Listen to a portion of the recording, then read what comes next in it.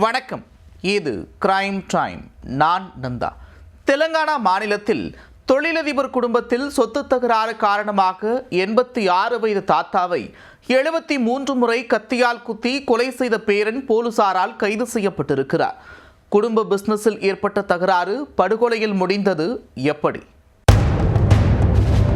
தாத்தாவின் தொழில் நிறுவன இயக்குநர்களில் ஒருவராக தன்னை நியமிக்கவில்லை என்று கடும் ஆத்திரமடைந்த பேரன் கத்தியால் ஆடிய கோர தாண்டவம் பெரும் அதிர்வலைகளை ஏற்படுத்தியுள்ளது. குடும்ப பிசினஸ் தகராறில் பேரன் நிகழ்த்திய கொலைவெறி சம்பவத்தின் திடுக்கிடும் பின்னணி என்ன?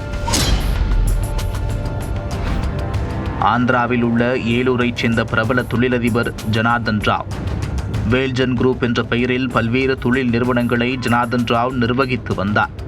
சில மாதங்களுக்கு முன்பு தன்னுடைய மூத்த மகளின் மகனான ஸ்ரீகிருஷ்ணாவை வேல்ஜன் குழுமத்தின் இயக்குநர்களில் ஒருவராக நியமித்தார் ஜனார்தன் ராவ். அதே நேரத்தில் தன்னுடைய இரண்டாவது மகளான சரோஜினி தேவியின் மகன் கீர்த்தி ராஜுவுக்கு தன்னுடைய நிறுவனத்தின் 4 கோடி ரூபாய் மதிப்புள்ள பங்குகளை மட்டுமே வழங்கினார் ஜனார்தன் ராவ்.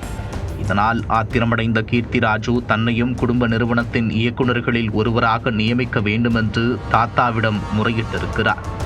ஆனால் அவர் கீர்த்தி ராஜுவின் கோரிக்கையை ஏற்க மறுத்துவிட்டதாக கூறப்படுகிறது. மூத்த மகளின் மகனுக்கு இயக்குனர் பதவி, இளைய மகளின் மகனான தனக்கு ஒன்றுமே இல்லையா என்று ஆத்திரமடைந்த கீர்த்தி ராஜு தொடர்ந்து தாத்தாவுக்கு குடைச்சல் கொடுத்து வந்துள்ளார். இது தொடர்பாக குடும்பத்தில் கடந்த சில நாட்களாக பெரும் தகராறு வெடித்து வந்துள்ளது. இந்நிலையில் குடும்ப நிறுவனத்தில் தனது மகனுக்கும் இயக்குனர் பதவி கொடுக்குமாறு கேட்பதற்காக இளைய மகள் சரோஜினி தேவி தனது மகன் கீர்த்தி ராஜுவுடன் தந்தையை சந்திக்க சென்றிருந்தார். அப்போது தந்தைக்கும் மகளுக்கும் இடையே நடைபெற்ற பேச்சுவார்த்தையின் போது வாக்குவாதம் ஏற்பட்டது. கீர்த்தி ராஜு தாத்தா ஜனார்தன் ராவிடம் கடுமையாக வாதிட்டிருக்கிறார். அப்போது சரோஜினி தேவி 2 பேரும் பொறுமையாக பேசி ஒரு முடிவுக்கு வாருங்கள் என்று அறிவுரை கூறி டீ போட்டு வருவதற்காக வீட்டின் உள்ளே சென்றுள்ளார். அப்போது கீர்த்தி ராஜு மற்றும் ஜனார்தன் ராவ் இடையிலான தகராறு பெரும் மோதலாக வெடித்துள்ளது. இதனால் ஏற்கனவே திட்டம் போட்டு எடுத்து வந்திருந்த கத்தியை எடுத்து கீர்த்தி ராஜு தாத்தா என்றும் பாராமல் அவர் மீது பாய்ந்துள்ளார். கொலைவெறி ஆத்திரம் கண்ணை மறைக்க தாத்தாவை சரமாரியாக கத்தியால் குத்த ஆரம்பித்திருக்கிறார் கீர்த்தி. சத்தம் கேட்டு வெளியில் ஓடி வந்த சரோஜினி தேவி தாத்தாவை கத்தியால் குத்தி கொலை செய்யும் மகனை தடுக்க முயன்றுள்ளார். அப்போது சரோஜினி தேவிக்கும் 2 கத்தி குத்து விழுந்துள்ளது.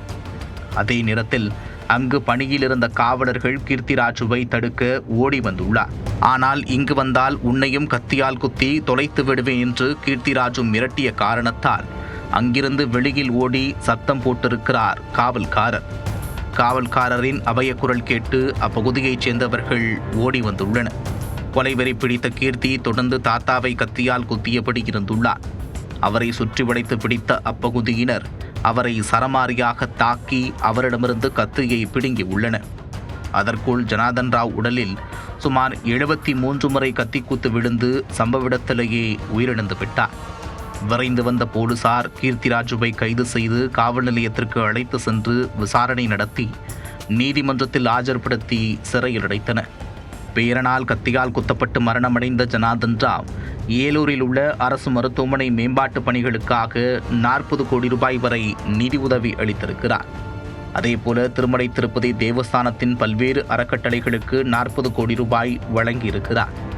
ஆந்திரா, தெலங்கானா மாநிலங்களைச் சேர்ந்த பல்வேறு தனியார் அறக்கட்டளைகளுக்கு ஏராளமான அளவில் நிதி உதவி செய்தவர் என்பதும் குறிப்பிடத்தக்கது. கீர்த்தி ராஜு அமெரிக்காவில் வசித்து சமீபத்தில்தான் இந்தியா திரும்பி வந்திருக்கிறார். அமெரிக்காவில் இருந்தபோது அவர் போதை பழக்கத்திற்கு அடிமையாக இருந்தார் என்பதும் போலீசார் நடத்திய விசாரணையில் தெரிய வந்துள்ளது.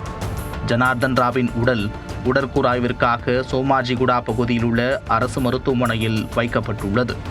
86 வயது தாத்தாவை சொத்துக்காக 73 முறை கத்தியால் குத்தி பேரனை கொலை செய்த சம்பவம் அப்பகுதியில் பெரும் அதிர்வலைகளை ஏற்படுத்தியுள்ளது.